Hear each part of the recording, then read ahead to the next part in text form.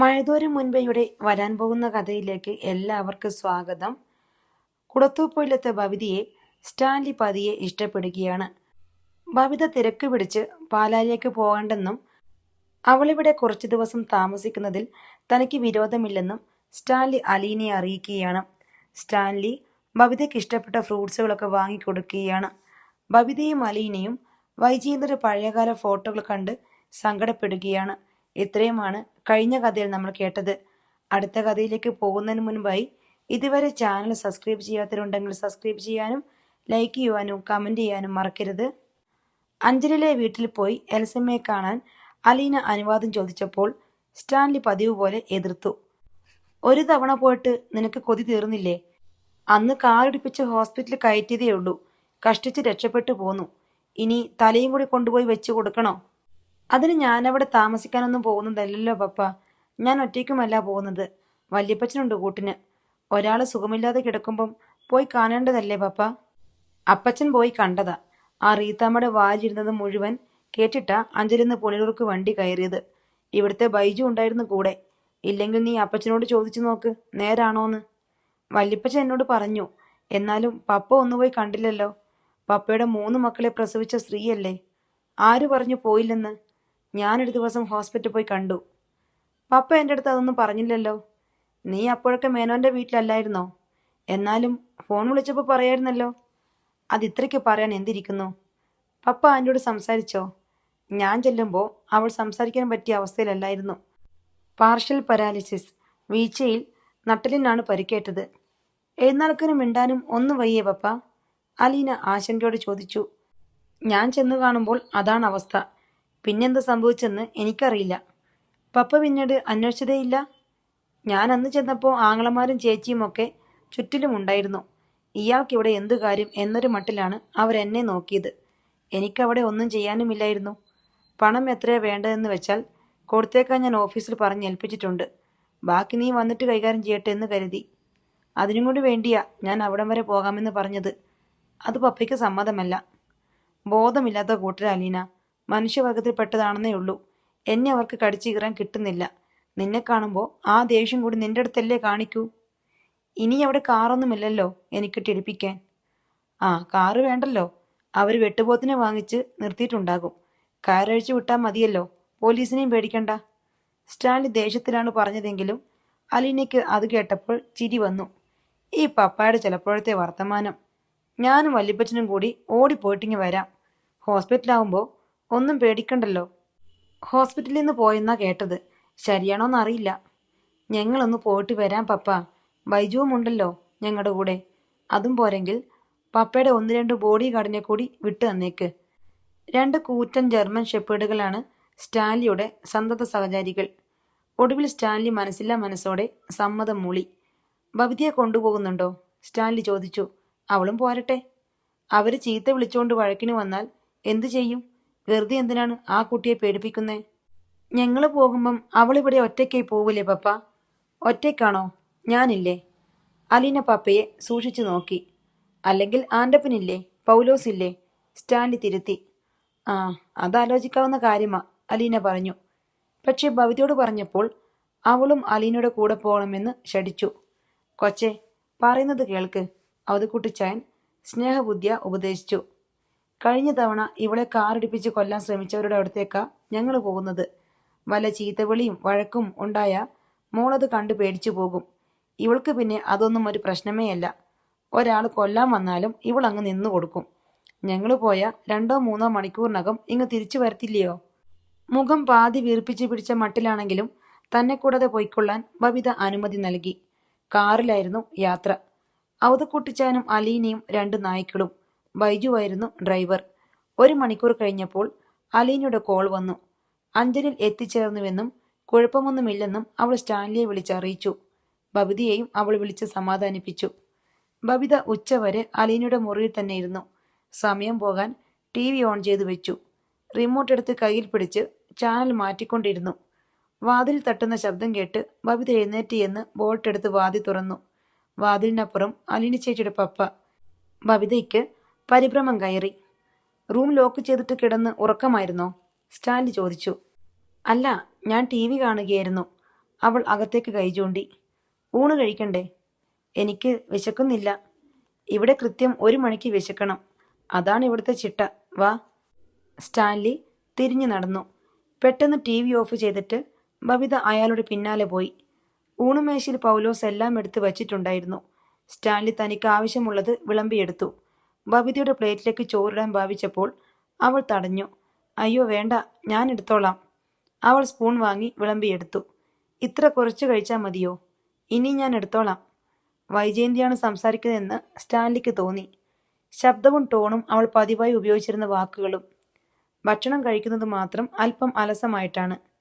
ഇവിടെ താമസിച്ചിട്ട് എങ്ങനെ തോന്നുന്നു? ഇഷ്ടപ്പെട്ടോ ഈ സ്ഥലം? ഇഷ്ടപ്പെട്ടു. ഇവിടെ കുറച്ചു ദിവസം താമസിച്ചോ? അലീനയ്ക്ക് ഒരു കൂട്ടാകുമല്ലോ. ബബിത വിസ്മയത്തോടെ സ്റ്റാൻലിയെ നോക്കി. ഊണുമേശയിൽ അധികം സംസാരിക്കാത്ത ആളാണ്. അല്ല, അവൾക്ക് ഈ ബന്ധങ്ങളെന്നൊക്കെ പറഞ്ഞാൽ വലിയ ഇഷ്ടമാ. ആരുമില്ലാതെ ജീവിച്ചിട്ട് ഓർക്കാപ്പുറത്ത് എല്ലാവരെയും കിട്ടിയപ്പോൾ. ശരിയാ, ബബിത തലയാട്ടി. ആരെങ്കിലും കിട്ടിയാ അവൾ എന്നെ ഇട്ടിട്ട് ആ കൂടെ അങ്ങ് പോയി കളയും. അതുകൊണ്ടാ അന്ന് ഞാൻ അവളെ ഫോൺ വിളിച്ചപ്പോൾ അവളോട് അത്രയും ദേഷ്യപ്പെട്ടത്. അല്ലാതെ ഇവിടെ ഒരാൾ വന്ന് അവളുടെ കൂടെ താമസിക്കുന്നതിൽ എതിർപ്പുണ്ടായിട്ടൊന്നുമല്ല കേട്ടോ. ബബിതയ്ക്ക് മനസ്സിലായി. അന്ന് അലിനി ചേച്ചിയെ വിളിച്ച് ശോഭിച്ച് സംസാരിച്ചത് താനും കൂടി കേട്ടല്ലോ എന്ന ചമ്മൽ കേണലിന് ഇനിയും മാറിയിട്ടില്ല. ബബിതയ്ക്കും സംസാരിക്കാനുള്ള ധൈര്യം കിട്ടി. എത്രയൊക്കെ ദേഷ്യപ്പെട്ടാലും അലിനി ചേച്ചിക്ക് പപ്പയോടാ ഏറ്റവും കൂടുതൽ സ്നേഹം. അന്ന് അലിനി ചേച്ചിയുടെ പപ്പ വഴക്കുണ്ടാക്കിയ ശേഷം മൊബൈലും തലക്കൽ വെച്ചുകൊണ്ട് ഉറങ്ങാതെ തിരിഞ്ഞും മറിഞ്ഞും കിടക്കുമായിരുന്നു. അപ്പോഴാ ഇവിടുന്ന് ഫോൺ കോൾ വന്നത്. അന്നേരത്തെ ഒരു സന്തോഷം കാണണമായിരുന്നു. അത് കേട്ടപ്പോൾ സ്റ്റാൻലിയുടെ മുഖത്തുണ്ടായ ചിരി അല്പം നേരം മായാതെ നിന്നു. അതിന് ആത്മസംതൃപ്തിയുടെ നിറവുണ്ടായിരുന്നു. എന്നോട് മാത്രമല്ല, നിങ്ങളോടും വലിയ ഇഷ്ടമാ അവൾക്ക്. ബബിത ഹോസ്പിറ്റലാണെന്നറിഞ്ഞപ്പോൾ എന്തൊരു വെപ്രാളമായിരുന്നു. ഞാൻ കാർ ഓടിക്കുമ്പോൾ സ്പീഡ് കൂടുതലാണെന്ന് പറഞ്ഞ് കുറ്റം പറയുന്നവൾക്ക് അന്ന് സ്പീഡ് പോരാ. ബബിതയുടെ മിഴികളിൽ നനവൂറി. എനിക്കറിയാം, അലിനി ചേച്ചി ഉള്ളതുകൊണ്ടാ ഞാനന്ന് രക്ഷപ്പെട്ടത്, ഇപ്പോഴും ജീവിച്ചിരിക്കുന്നതും. അവൾ ഭക്ഷണം കഴിക്കുന്നത് നിർത്തി. അല്പസമയം എന്തോ ഓർത്തിരുന്നു. ഞാൻ എന്തുമാത്രം ദ്രോഹിച്ചിട്ടുണ്ടെന്നറിയാമോ അലിനി ചേച്ചിയെ? എന്തെല്ലാം പറഞ്ഞ് നോവിച്ചിട്ടുണ്ട്. ഞാൻ ചിലപ്പോൾ കറിപ്പാത്രമൊക്കെ തട്ടിമറിച്ചിടും ഊണുമേശന്ന് താഴോട്ട്. അലിനി ചേച്ചിക്കറിയാം ഞാനതെല്ലാം മനഃപൂർവ്വം ചെയ്യുന്നതാണെന്ന്. എന്നാലും ഒന്നും അറിയാത്ത ഭാവത്തിൽ അതെല്ലാം തൂത്തു തുടച്ച് കഴുകി വെടിപ്പാക്കിയിടും. അന്നൊന്നും എനിക്കറിയില്ലല്ലോ എൻ്റെ സ്വന്തം ചേച്ചിയോടാ ഞാൻ ഇങ്ങനൊക്കെ ചെയ്യുന്നത് എന്ന്. ചെറുചിരിയോടെയാണ് ബബിത പറഞ്ഞതെങ്കിലും അവളുടെ കണ്ണിൽ നിന്ന് 1-2 കണ്ണീർ കണങ്ങൾ അടർന്നു വീണു. സ്റ്റാൻലി ഒരു നിമിഷം അമ്പരന്ന് നോക്കിയിരുന്നു. എന്നിട്ട് പറഞ്ഞു, ഇറ്റ്സ് ഓക്കെ, അതൊക്കെ കഴിഞ്ഞുപോയ കാര്യങ്ങളല്ലേ, ലീവ് ഇറ്റ്. ബബിത പുറംകൈ കൊണ്ട് കണ്ണു തുടച്ചു. ഊണ് കഴിഞ്ഞ് റൂമിൽ ചെന്നയുടനെ അവൾ മൊബൈൽ ഫോൺ എടുത്ത് അലീനയെ വിളിച്ചു. അലീന ചേച്ചി, ഞാനിവിടെ ത്രില്ലടിച്ചിരിക്കുക. അലീന ചേച്ചിയുടെ പപ്പ നേരിട്ട് റൂമിൽ വന്ന് എന്നെ ലഞ്ച് കഴിക്കാൻ വിളിച്ചോണ്ട് പോയി. ഊണ് കഴിച്ചോണ്ടിരിക്കുമ്പം എന്നോട് കുറേ വർത്തമാനം പറഞ്ഞു. അതാ എനിക്ക് അതിശയം. ഞാൻ നിന്നോട് പറഞ്ഞില്ലായിരുന്നോ പപ്പയ്ക്ക് നിന്നെ ഇഷ്ടപ്പെട്ടു എന്ന് വെച്ചാ ആരാ മുൻപിൽ വന്ന് നിലവിളക്ക് കൊളുത്തി വെച്ച പോലെ നിൽക്കണേ? ആരാ? പോ ചേച്ചി, ബബിത പരിഭവിച്ചു. മോളെ, ഞങ്ങൾ വരാൻ അല്പം വൈകും കേട്ടോ. ഇവിടെ കുറച്ച് പ്രശ്നങ്ങളുണ്ട്. എല്ലാം ഞാൻ തിരിച്ചു വരുമ്പം പറയാം. ഇപ്പം വച്ചോ. ബബിത ഫോൺ വെച്ചിട്ട് ബെഡിൽ നീണ്ടു നിവർന്നു കിടന്നു. ആൻ്റപ്പൻ ചായയുമായി വന്ന് വാതിൽ മുട്ടിയപ്പോഴേ താൻ മയങ്ങിപ്പോയ കാര്യം അവൾക്ക് മനസ്സിലായുള്ളൂ. ബബിത എഴുന്നേറ്റ് വാതിൽ തുറന്ന് ചായക്കപ്പ് വാങ്ങി. അലിന ചേച്ചിയുടെ പപ്പയ്ക്ക് ചായ കൊടുത്തോ? ആൻ്റപ്പൻ ഒന്ന് മൂളി. ബബിത മുറിയിലൂടെ നടന്നുകൊണ്ട് ചായ കുടിച്ചു. അതിനുശേഷം മുറിവിട്ടിറങ്ങി നീളം വരാന്തയിലൂടെ അങ്ങേയറ്റത്ത് പോയി വെറുതെ പുറംകാഴ്ചകൾ കണ്ടു നിന്നു. കുറച്ചു കഴിഞ്ഞപ്പോൾ ആൻ്റപ്പൻ അവളുടെ അടുത്തേക്ക് വന്നു. കേണൽ സാബ് വിളിക്കുന്നുണ്ട് കുട്ടിയെ. ബബിത അയാളോടൊപ്പം സിറ്റൗട്ടിന് നിരക്ക് നടന്നുപോയി. തലയിൽ ഒരു തൊപ്പിയും വെച്ച് സ്റ്റാൻലി ഒരു ശിക്കാരി പോലെ സിറ്റൗട്ടിലേക്ക് ഇറങ്ങി വന്നു. ഞാൻ തോട്ടത്തിലേക്ക് പോകുന്നു, അയാൾ ബബിതയോട് പറഞ്ഞു. ബബിത ശരിയെന്ന് തലയാട്ടി. എൻ്റെ കൂടെ വരുന്നോ? പോകണോ വേണ്ടിയോ എന്ന് ബബിതയൊന്ന് സംശയിച്ചു. ഇവിടെ വെറുതെ ഇരിക്കുകയല്ലേ, വാ. ഞാൻ ഡ്രസ്സ് മാറിയിട്ട് വരാമെന്ന് പറഞ്ഞ് ബബിത പോകാൻ ഭാവിച്ചു. ഈ ഡ്രസ്സൊക്കെ ധാരാളം മതി. തോട്ടമെന്ന് വെച്ചാൽ വലിയ എസ്റ്റേറ്റും ബംഗ്ലാവും ആയിരക്കണക്കിന് തൊഴിലാളികളൊന്നുമില്ല. കുറച്ച് റബ്ബർ മരങ്ങൾ മാത്രം. നിങ്ങളുടെ പാലായിലൊക്കെ ഉള്ളതുപോലെ, സ്റ്റാൻലി ചെറുചിരിയോടെ പറഞ്ഞു. അയാൾ ചിരിക്കുന്നത് അവൾ ആദ്യമായിട്ടാണ് കാണുന്നത്. അവൾ സ്റ്റാൻലിയുടെ പിന്നാലെ ജീപ്പിനടുത്തേക്ക് പോയി. സ്റ്റാൻലി ഡ്രൈവിംഗ് സീറ്റിൽ കയറിയിരുന്നു. ബബിതയ്ക്ക് കയറാൻ അല്പം ബുദ്ധിമുട്ടായിരുന്നു. സ്റ്റാൻലി കൈ എത്തിച്ച് നീട്ടി അവളുടെ കൈ പിടിച്ച് ജീപ്പിന്റെ ഫ്രണ്ട് സീറ്റിലേക്ക് കയറ്റി. ജീപ്പ് ഓടിത്തുടങ്ങി. കാറ്റടിച്ച് ബബിതയുടെ മുടിയിഴകൾ പാറിപ്പറന്നു. കുറേ ദൂരം പോയ ശേഷം ജീപ്പ് ടാർ റോഡിൽ നിന്നും ചരൽപ്പാതയിലേക്ക് തിരിഞ്ഞു. ഇനി കയറ്റമാണ്. ദാ ഇവിടുന്നാണ് തോട്ടം തുടങ്ങുന്നത്. സ്റ്റാൻലി കൈ ചൂണ്ടിക്കൊണ്ട് ബബിതയോട് പറഞ്ഞു. അവൾ മന്ദഹസിച്ച് തലകുലുക്കി. വൈജയന്തിയും ആദ്യകാലങ്ങളിൽ ഇങ്ങനെയായിരുന്നുവെന്ന് സ്റ്റാൻലി ഓർത്തു. അധികം സംസാരിക്കില്ല, പുഞ്ചിരിക്കും തലയാട്ടും, എല്ലാം സമ്മതമാണ്. അയാൾ പഴയ ഓർമ്മകളിൽ ലയിച്ചു. ഇന്ന് പാരാട്രൂപ്പ് വിങ്ങിന്റെ ജമ്പിംഗ് പ്രാക്ടീസ് ഉണ്ട്, കാണാൻ വരുന്നോ? വെറുതെ ചോദിച്ചതാണ്. അപ്പോഴും അവൾ പുഞ്ചിരിച്ച് തലയാട്ടി. എയർഫോഴ്സ് ക്യാമ്പിലെ തോമാച്ചനെയും കൂട്ടിയാണ് പോയത്. പൊട്ടിപ്പൊളിഞ്ഞ ടാർ റോഡിലൂടെ ആടിക്കുലുങ്ങി മൽപ്പുര പാരച്ചൂട്ട് ജമ്പിംഗ് ഫീൽഡിലേക്ക്. തോമാച്ചൻ ബുള്ളറ്റ് മോട്ടോർ സൈക്കിളിൽ മുൻപേ, താനും വൈജയന്തിയും മിലിറ്ററി ജീപ്പിൽ പിൻപേ. ജമ്പിംഗ് ഫീൽഡിന് സമീപം എയർഫോഴ്സ് സ്റ്റേഷനിൽ ബൈനാക്കുലറിലൂടെ ആകാശത്തേക്ക് നോക്കി നിൽക്കുന്ന വൈജയന്തിയുടെ മുഖത്ത് ആകാംക്ഷ. നീലാകാശത്തിന്റെ അത്യുന്നതങ്ങളിൽ എയർക്രാഫ്റ്റിൽ നിന്ന് പുറത്തേക്ക് കടുകുമണി പോലെ വീഴുന്ന മനുഷ്യർ. ക്രമേണ ആകാശത്ത് കുടകൾ വിരിയുന്നു. അതിന്റെ ചുവട്ടിൽ തൂങ്ങിയാടി താഴേക്ക് വരുന്ന മനുഷ്യരൂപങ്ങൾ. തിരികെ കന്റോൺമെന്റിലേക്ക് മടങ്ങുമ്പോൾ അവൾ ചോദിച്ചു, അങ്ങനെ ചാടുമ്പോൾ പാരച്ചൂട്ട് നിവർന്നില്ലെങ്കിലോ? നിവരാതിരിക്കില്ല. ഒരെണ്ണം നിവർന്നില്ലെങ്കിലും മറ്റൊരെണ്ണം സ്പെയർ ഉണ്ടാകും. അതും നിവർന്നില്ലെങ്കിലോ? നിർഭാഗ്യമെന്നേ പറയാൻ പറ്റൂ. അങ്ങനെ സംഭവിച്ചിട്ടുണ്ടോ? ഒരു തവണ അങ്ങനെ സംഭവിച്ചതായി തോമാച്ചൻ പറഞ്ഞിട്ടുണ്ട്. ഈശ്വര, കുട നിവരാതെ താഴേക്ക് വീണുകൊണ്ടിരിക്കുമ്പം എന്തായിരിക്കും അയാളുടെ മനസ്സിൽ? താൻ മറുപടി ഒന്നും പറഞ്ഞില്ല. വൈജയന്തിയുടെ മുഖത്ത് വല്ലായ്മ. മൽപ്പുരയിൽ നിന്ന് കന്റോൺമെന്റിലേക്കുള്ള 7 കിലോമീറ്റർ ദൂരത്തിനിടെ തോമാച്ചന്റെ ബൈക്ക് ഏറെ മുൻപിലായി. താൻ മനഃപൂർവ്വം സ്പീഡ് കുറച്ചതോ തോമാച്ചൻ മനഃപൂർവ്വം സ്പീഡ് കൂട്ടിയതോ? തോമാച്ചൻ അറിയാമായിരുന്നു താനും വൈജയന്തിയും തമ്മിലുള്ള പ്രണയം.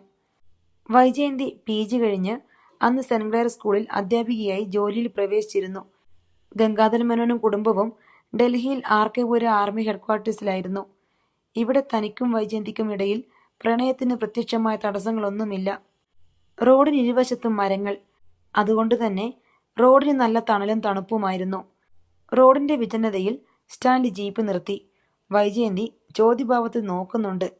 ഒന്നും പറയാതെ അവളുടെ പിൻകഴുത്തിലൂടെ കൈയിട്ട് മുഖം പിടിച്ച് തന്റെ തോളത്തേക്ക് ചായ്ച്ചു. ശിരസ് തെല്ലുകുനിച്ച് ആ കുളിർനെറ്റിയിൽ ഒരു ഉമ്മ കൊടുത്തു.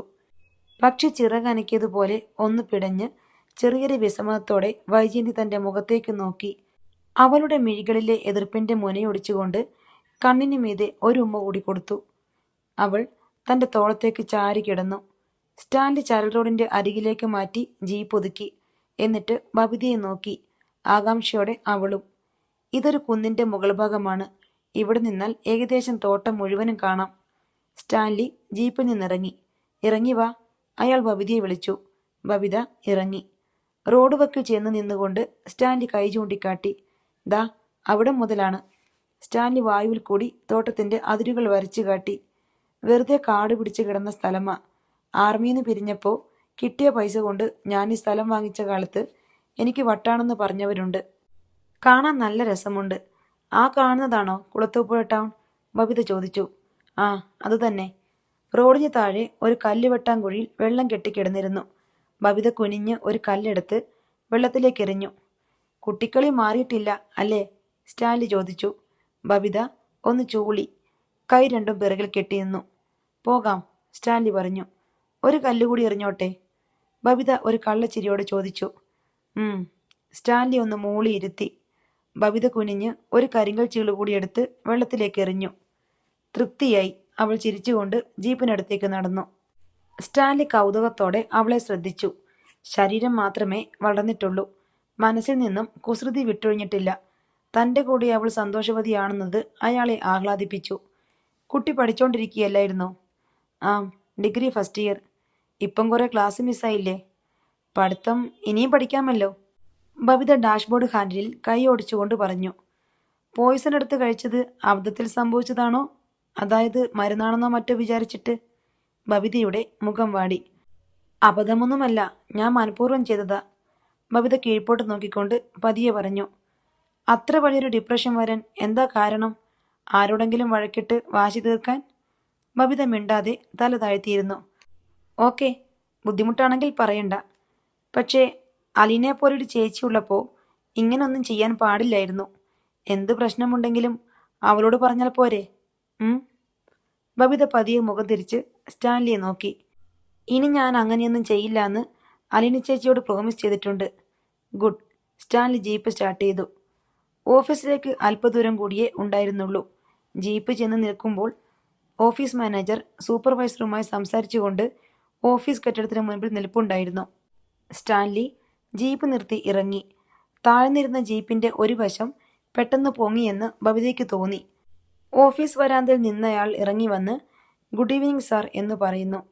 ജീപ്പിൽ താൻ ഇരിക്കുന്നത് കണ്ട് ആകാംക്ഷയോട് ചോദിക്കുന്നു, ആരാ സാറേ ഇത്? അലീന ചേച്ചിയുടെ പപ്പ തിരിഞ്ഞ് തന്നെ ഒന്ന് നോക്കുന്നു. എന്നിട്ട് പറയുന്നു, എൻ്റെ മോളാണിടോ. എന്നിട്ട് തൻ്റെ നേർക്ക് നോക്കി ഇറങ്ങിച്ചെല്ലാൻ കൈ കാട്ടുന്നു. ബബിതയുടെ കണ്ണിൽ പെട്ടെന്ന് വെള്ളം നിറഞ്ഞു. ഒരു തേങ്ങൽ തൊണ്ടയിൽ വന്ന് കുടുങ്ങിക്കിടന്നു. അവൾ പതിയെ ജീപ്പിൽ നിന്നിറങ്ങി. ആരും കാണാതെ ഒതുക്കത്തിൽ കണ്ണുകൾ ഒപ്പി. എന്നിട്ട് സ്റ്റാൻലി നിൽക്കുന്ന വശത്തേക്ക് ചെന്നു. മാനേജർ അവളെ സൂക്ഷിച്ചു നോക്കുന്നുണ്ടായിരുന്നു. വെളുത്തു തുടുത്തൊരു പെൺകിടാവ്. അയാൾ ആശ്ചര്യം കോറി. മുതലാളിക്ക് എവിടുന്ന് കിട്ടുന്നു ഒന്നിനു പുറകെ ഒന്നെന്ന മട്ടിൽ സുന്ദരികളായ പെൺമക്കളെ? അതിനുള്ള മറുപടി സ്റ്റാൻലി ഒരു ചിരിയിലൊതുക്കി. സ്റ്റാൻലി ബബിതയും കൂട്ടി ഓഫീസിനുള്ളിലേക്ക് കയറിപ്പോയി. ചെറിയ ഓഫീസാ. തോട്ടം എന്നൊക്കെ കേട്ടപ്പം ഗംഭീര ഓഫീസ് സെറ്റപ്പെല്ലാം കാണുമെന്ന് കരുതി അല്ലേ? സ്റ്റാൻലി ഓഫീസ് ചെയറിൽ ഇരുന്നു കൊണ്ട് ബബിതയോട് ചോദിച്ചു. ആ, ഞാൻ അങ്ങനെ വിചാരിച്ചേ, ബബിത പറഞ്ഞു. സ്റ്റാൻലിക്ക് അല്പം ക്ഷീണം തോന്നി. ഒരു പഴയ ഓഫീസ് ടേബിളും ഒരു പേപ്പർ വെയിറ്റും ഫയൽ ട്രേയും ഒരു ഫോണും മാത്രം. ഓടിട്ട കെട്ടിടത്തിൻ്റെ മച്ചിന്മേൽ അങ്ങിങ്ങും മാറാലകൾ. ഞാൻ ഇവിടെ വന്ന് 1-2 മണിക്കൂർ ഇരുന്നിട്ട് പോകും. 5-6 കോൾ വിളിക്കേണ്ടി വരും. അതിന് ഇത്രയൊക്കെ പോരെ? പോരാ, ബബിത പറഞ്ഞു. പിന്നെ എന്തു ചെയ്യണം? ഇതിവിടെ ഇട്ടിട്ട് വേറൊരു റൂം പണിതെടുക്കണം. കാണാൻ വരുന്ന ഗസ്റ്റിനുള്ള 3 കിടിലൻ കസേര, സോഫ സെറ്റി, ന്യൂ വുഡിലോ മറ്റോ ഡിസൈൻ ചെയ്ത ഉഗ്രൻ office table, computer, fax, 2 phone, ഫ്ലോറിൽ Persian carpet, AC, teak panel ചെയ്ത വോൾസ്. അങ്ങനെ അടിപൊളിയായിട്ട് ഫർണിഷ് ചെയ്ത ഓഫീസിൽ എക്സിക്യൂട്ടീവ് റിവോൾവിംഗ് ചെയറിൽ ഇരിക്കണം അലീന ചേച്ചിയുടെ പപ്പ. അപ്പോൾ കാണാൻ വരുന്നവരോട് ഇരിക്കാൻ പറഞ്ഞാലും അവർ ഇരിക്കണോ വേണ്ടയോ എന്ന് ഒന്ന് സംശയിക്കും. എന്തിനാണ് എന്നെ വിളിക്കുമ്പോഴെല്ലാം അലീന ചേച്ചിയുടെ പപ്പ എന്ന് ചേർക്കുന്നത്? അലീന പറഞ്ഞോ അങ്ങനെ ചേർക്കണമെന്ന്? ഇല്ല, ബബിത ആശ്ചര്യപ്പെട്ടു. ആരെങ്കിലും കേട്ടാൽ വിചാരിക്കുമല്ലോ നമ്മൾ തമ്മിൽ യാതൊരു ബന്ധവുമില്ലെന്ന്. എനിക്കും അലീന ചേച്ചി വിളിക്കണ പോലെ വിളിക്കാനാ ഇഷ്ടം, ബബിത സന്തോഷത്തോടെ പറഞ്ഞു. 1/2 മണിക്കൂർ നേരം ഓഫീസിലിരുന്നിട്ട് സ്റ്റാൻലി ബബിതയും കൂട്ടി മടങ്ങി. വീട്ടിലേക്ക് പോകാതെ നേരെ കുളത്തൂർപ്പുഴ ടൗണിൽ നിർത്തി. എന്തെങ്കിലും വാങ്ങിക്കാനുണ്ടെങ്കിൽ വാങ്ങാം, സ്റ്റാൻലി ബബിതയോട് പറഞ്ഞു. എന്താ വാങ്ങിക്കാനുള്ളത്? ബബിത ചോദ്യഭാവത്തിൽ നോക്കി. ഫ്രൂട്ട്സ് വാങ്ങാം, അല്ലെങ്കിൽ വേറെന്തെങ്കിലും. സ്റ്റാൻലിക്കും അറിയില്ല എന്താണ് വാങ്ങേണ്ടതെന്ന്. അലീന ചേച്ചിയെ വിളിച്ചു ചോദിച്ചാലോ എന്തെങ്കിലും വാങ്ങേണ്ട ആവശ്യമുണ്ടോന്ന്? വേണ്ട, അതിൻ്റെ ആവശ്യമില്ല. നമുക്കൊരു ബേക്കറി കയറി നോക്കിയാലോ? അവിടെ എന്തെങ്കിലും കാണും, സ്റ്റാൻലി പറഞ്ഞു. ബബിത അതിനോട് അനുകൂലിച്ചു. അവർ ഒരു ബേക്കറിയിൽ കയറി. എന്താണ് ഇഷ്ടമുള്ളതെന്ന് വെച്ചാൽ പറഞ്ഞോ. കേക്ക് വേണോ? ഹൽവ? അല്ലെങ്കിൽ ചെറി? എല്ലാ ഐറ്റംസും ഇവിടെ ഉണ്ടാവും. അപ്പോഴാണ് ബേക്കറിയുടെ ഒരു ഭാഗത്ത് ഒരു ടേബിളും ചെയറുകളും സ്റ്റാൻലി കണ്ടത്. കോഫി ഇവിടെ കിട്ടുമെന്ന് തോന്നുന്നു. നമുക്കോരോ കോഫി കഴിക്കാം. ബബിതയും സ്റ്റാൻലിയും മേശക്കരികെ ചെന്ന് കസേരകളിലിരുന്നു. ഒരാൾ അവരെ സമീപിച്ചു. സാർ, കോഫിയാണോ ടീയാണോ? കോൾഡ് കോഫിയുമുണ്ട്. അല്ലെങ്കിൽ Bournvita, Horlicks, milk shake, Sharjah, ice cream. Stanley ബബിതയെ നോക്കി. എന്താ വേണ്ടത്? എനിക്ക് ഐസ്ക്രീം മതി. Okay, ice cream. എനിക്ക് കോഫി. സെയിൽസ്മാൻ ഐസ്ക്രീമിൻ്റെ വിവിധ ഇനങ്ങളുടെ പേരുകൾ പറയാൻ തുടങ്ങി. ബബിത ചോക്ലേറ്റ് ഐസ്ക്രീം ഓർഡർ ചെയ്തു. കോഫിയും ഐസ്ക്രീമും എത്തി. ബബിത ഐസ്ക്രീം കഴിക്കുന്നത് നോക്കിയിരിക്കെ സ്റ്റാൻലിയുടെ മനസ്സിൽ ചില ചിത്രങ്ങൾ വിടർന്നു കൊഴിഞ്ഞു. ആഗ്രയിൽ വെച്ച് വൈജയന്തിയും കൂട്ടി വീക്കെൻഡുകളിൽ റെസ്റ്റോറൻറ്റുകളിലും കോഫി ഹൗസുകളിലും പോകാറുണ്ടായിരുന്നത് അയാൾ ഓർത്തു. ചുട്ട ചോളം അവൾക്ക് വലിയ ഇഷ്ടമായിരുന്നു. ഓട്ടോറിക്ഷയിലും സൈക്കിൾ റിക്ഷയിലും വല്ല നിവൃത്തിയുമുണ്ടെങ്കിൽ അവൾ കയറുകയില്ല. കുതിരവണ്ടികളോടായിരുന്നു കമ്പം. നിറമുള്ള കമ്പിളി വസ്ത്രങ്ങൾ അവൾ വളരെയധികം ഇഷ്ടപ്പെട്ടു. അവ അണിയുന്നതിനായി മഞ്ഞുകാലം വരാൻ വേണ്ടി അവൾ കാത്തിരുന്നു. ഒരു ശൈത്യകാലത്താണ് അവൾ ഗർഭിണിയായത്. അതിനുശേഷം ഞാനും നീയും എന്ന അർത്ഥത്തിൽ താൻ സംസാരിക്കുമ്പോഴെല്ലാം അവൾ ഓർമ്മിപ്പിക്കും, നമ്മൾ രണ്ടുപേർ മാത്രമല്ല, ഒരാൾ കൂടിയുണ്ട്, അത് മറന്നു പോകല്ലേ. അങ്ങനെയേ പിന്നീട് അവൾ സംസാരിച്ചിട്ടുള്ളൂ. ഞങ്ങൾ ഭക്ഷണം കഴിച്ചു. ഞങ്ങൾ നല്ലതുപോലെ കമ്പിളി പൊതിച്ചു കിടന്നു. ഞങ്ങൾ കുറച്ചു നേരം വർത്തമാനം പറഞ്ഞു. പിന്നെ ഞങ്ങളങ്ങ് ഉറങ്ങിപ്പോയി. ചിലപ്പോൾ പെട്ടെന്നൊരു സംശയം തോന്നും, ആരാണീ ഞങ്ങൾ? വൈജയന്തി വയറിന്മേൽ തൊട്ട് കാണിക്കും. ഞങ്ങളിപ്പോൾ രണ്ടുപേരുണ്ടെന്നുള്ള കാര്യം മറന്നോ? വൈജയന്തിയുടെ ജോലി രാജിവയ്പ്പിച്ച് സഞ്ജയ് പ്ലേസിൽ വാടക വീടെടുത്ത് അവിടേക്ക് അവളെ മാറ്റി താമസിപ്പിച്ചപ്പോൾ അവൾ തനിച്ചാണല്ലോ എന്നൊരാശങ്ക തന്നെ അലട്ടിയിരുന്നുവെന്ന് സ്റ്റാൻലി ഓർത്തു. അപ്പോഴെല്ലാം അവൾ സമാധാനിപ്പിക്കും, ഞാൻ തനിച്ചല്ലല്ലോ, ഞങ്ങൾ രണ്ടുപേരില്ലേ. വീക്കെൻഡിൽ അത് 3 പേരാവും. താനും വൈജയന്തിയും അവളുടെ ഉദരത്തിൽ വളരുന്ന കുഞ്ഞും 3 പേരും കൂടി ബ്ലാങ്കറ്റിന് കീഴിൽ ഒരു സ്വകാര്യ ലോകമുണ്ടാക്കി ആലിംഗന ബന്ധരായി കിടക്കും. പുറത്തു നേരം വിളിക്കുകയും സൂര്യൻ ഉദിക്കുകയും ആൾക്കാർ ഭക്ഷണം ഉണ്ടാക്കി കഴിക്കുകയും ചെയ്യുന്നുണ്ടാവും. താൻ എണീക്കാൻ നിർബന്ധിക്കുമ്പോൾ വൈജയന്തി ഒന്നുകൂടെ മുറുകെ കെട്ടിപ്പിടിക്കും. വല്ലപ്പോഴുമല്ലേ ഉള്ളൂ നമ്മൾ 3 പേരും കൂടി ഇങ്ങനെ ഒന്നിച്ച്. പെട്ടെന്നാണ് സ്റ്റാൻലിയുടെ ചെവിയിൽ ആ ശബ്ദം കേട്ടത്. പപ്പ എവിടെയാ? സ്റ്റാൻലി ഭൂതകാലത്തിന്റെ പൂമരച്ചില്ലയിൽ നിന്ന് ഞെട്ടറ്റ് വീണതുപോലെ തെല്ല് പരിഭ്രമിച്ച് ബബിതയെ നോക്കി. അവളുടെ കണ്ണുകളിൽ വിസ്മയം. സ്റ്റാൻലി മന്ദഹസിച്ചു. പപ്പയുടെ കോഫി തണുക്കുന്നു, ബബിത പറഞ്ഞു. താങ്ക്സ്. സ്റ്റാൻലി കപ്പെടുത്ത് ഒരു കവിൾ കോഫി കുടിച്ചിട്ട് വീണ്ടും ബബിതയെ നോക്കി. വൈജയന്തിയോടൊപ്പം തുടർന്നും ജീവിക്കാൻ സാധിച്ചിരുന്നുവെങ്കിൽ ഇവളും തൻ്റെ മകളായി തന്നെ ജനിക്കുമായിരുന്നു. അല്ലെങ്കിലും ഇവൾ തൻ്റെ മകൾ തന്നെയല്ലേ. അലീനെ പ്രസവിച്ച അതേ ഉദരത്തിൽ തന്നെയല്ലേ ഇവളും ജന്മം കൊണ്ടത്. ഒരു ഐസ്ക്രീം കൂടെ പറയട്ടെ? വാനില, കസാട്ട അല്ലെങ്കിൽ സ്ട്രോബെറി? സ്റ്റാൻലി ചോദിച്ചു. അയ്യോ വേണ്ട, മതി, ബബിത പറഞ്ഞു. സ്റ്റാൻലി ഉടനെ ഷോപ്പിലെ സെയിൽസ്മാനെ വിളിച്ച് ഐസ്ക്രീമിൻ്റെ എല്ലാ ഐറ്റവും 2 എണ്ണം വീതം പായ്ക്ക് ചെയ്യാൻ നിർദ്ദേശിച്ചു. നമുക്ക് ഫ്രിഡ്ജിൽ വയ്ക്കാം, എന്നിട്ട് തോന്നുമ്പോഴൊക്കെ ഓരോന്നെടുത്ത് കഴിക്കാമല്ലോ. ഐസ്ക്രീമിന് പുറമെ കുറേ സ്വീറ്റ്സും കൂടി വാങ്ങിയിട്ടാണ് സ്റ്റാൻലി ബേക്കറിയിലെ ബില്ല് തീർത്തത്. വീട്ടിലെത്തി ജീപ്പിൽ നിന്നിറങ്ങിയ ഉടനെ അയാൾ സാധനങ്ങളടങ്ങിയ പാക്കറ്റ് ബബിതയെ ഏൽപ്പിച്ചു. അവതക്കുട്ടിച്ചാനും അലീനയും തിരിച്ചെത്തിയപ്പോൾ സന്ധ്യ കഴിഞ്ഞിരുന്നു. ഇത്രയുമാണ് ഇന്നത്തെ കഥ. അടുത്ത കഥയുമായി വീണ്ടും വരാം. ബൈ.